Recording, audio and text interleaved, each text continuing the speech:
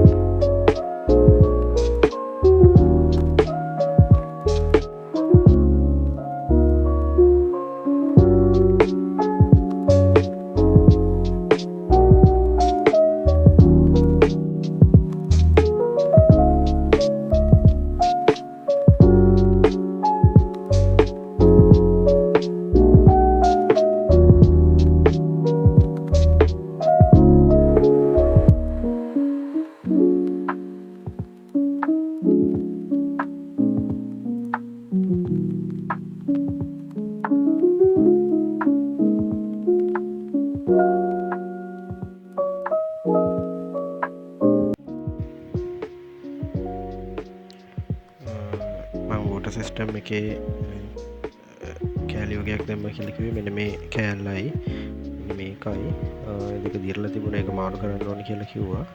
ඊළඟට ටැපට් කවර එක දැම්ම මෙන්න මේ සීල් එක ඒගවට ඔයිල් එක නම් කැස්ටෝයිල් එකේ 10W30 කියන ඔයිල් එක දැම්මේ. යා ෆිල්ටර් එක මේක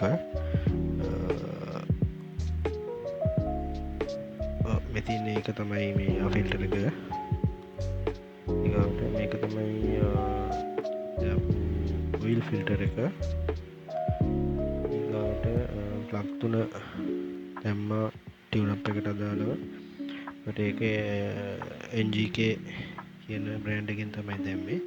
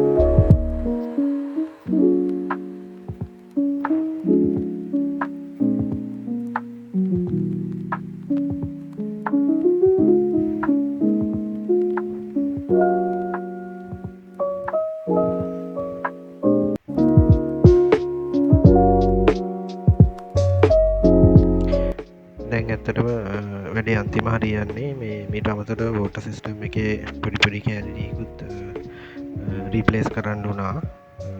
ඒටිකත් එක්ක දැන් පේන කෑලිටිකොක්කොමදම ඉතින් ඒවා ගානක් නැහැ. නමුත් ඒක එක පාරම රීපලේස් කරන්න එක හොඳයි කියලා ගැරිජ්ජකිව එක නිසා ඒටිකත් කරා. තොට සම්පූර්ණ මේ රිපියාස්ටී කරන්න සාමාන්‍යෙන් 28,000 වගේ අතර ප්‍රමාණයක් ගානක් ගියා. ඉතින් එක මේ සාධාරණ ඇති කියලා.